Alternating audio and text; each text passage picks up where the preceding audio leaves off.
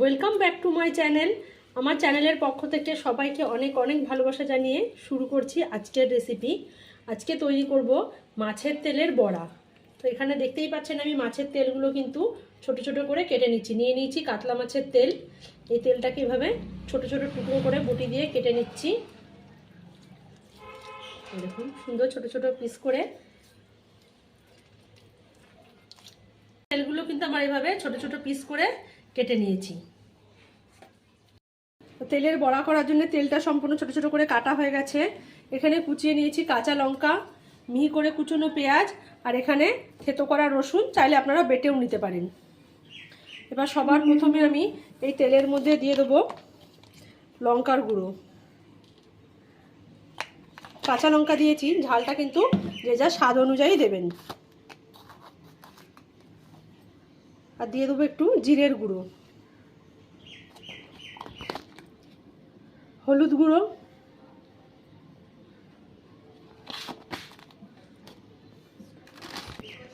লবণ স্বাদ অনুযায়ী, দিয়ে দিচ্ছি কাঁচা লঙ্কা,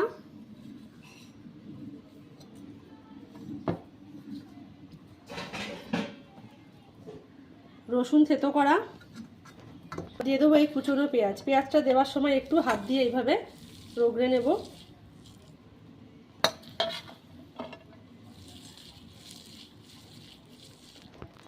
সমস্ত পেঁয়াজগুলো কিন্তু হাত দিয়ে রগড়ে নিয়েছি। এবার সব মশলা দিয়ে আর পেঁয়াজটা দিয়ে কিন্তু মাছের তেলটা ভালো করে মিশিয়ে নেব।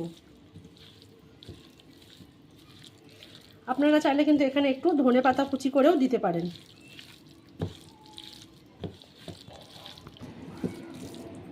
দেখুন তেলের সাথে মশলা পেঁয়াজ খুব ভালোভাবে কিন্তু মাখিয়ে নিয়েছি। এবার এর মধ্যে দিয়ে দেবো পরিমাণ মতো বেসন। প্রথমে 1 চামচ দিচ্ছি, আরও হাফ চামচ দিলাম।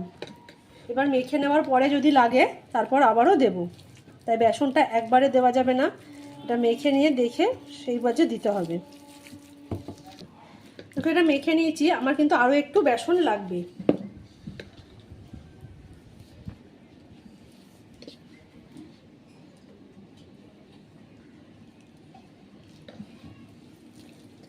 পরেও আমি আবারও 1.5 চামচের মতো দিলাম, মানে টোটাল বড় চামচের 3 চামচ বেসন দিয়েছি।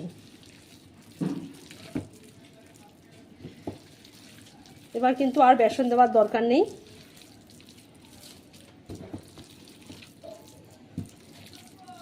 এবার এগুলো ভেজে নেব। আমার তেল, বেসন, পেঁয়াজ, মশলা সব কিন্তু খুব ভালোভাবে মেখে নেওয়া হয়ে গেছে। বড়া ভাজার জন্য কড়াইতে দিয়ে দিচ্ছি সাদা তেল। তেলটা কিন্তু গরম হয়ে গেছে।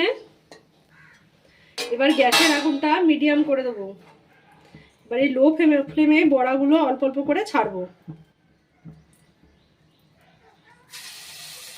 গ্যাসের আগুন হাই রেখে কিন্তু ছাড়বেন না, তাহলে কিন্তু বড়াগুলো পুড়ে যাবে।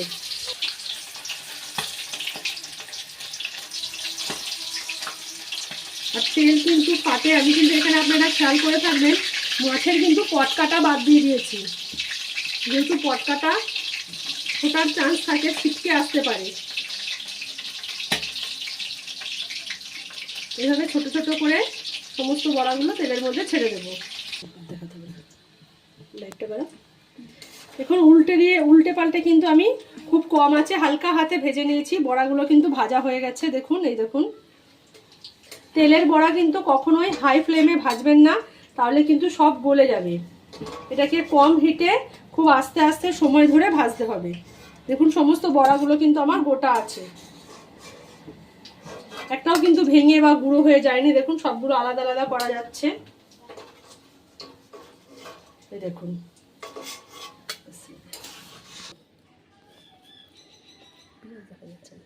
তৈরি হয়ে গেছে আমার মাছের তেলের বড়া। এভাবে কিন্তু কাঁচা লঙ্কা আর পেঁয়াজ সহযোগে গরম গরম ভাতের সাথে পরিবেশন করুন মাছের তেলের বড়া। কথা দিচ্ছি কিন্তু আর কিছুই লাগবে না, তেল দিয়ে 1 থালা ভাত খাওয়া হয়ে যাবে। আর প্লিজ বড়া ভেজে খেয়ে কমেন্ট করে অবশ্যই জানাবেন। আর প্লিজ চ্যানেলটা সাবস্ক্রাইব করবেন, লাইক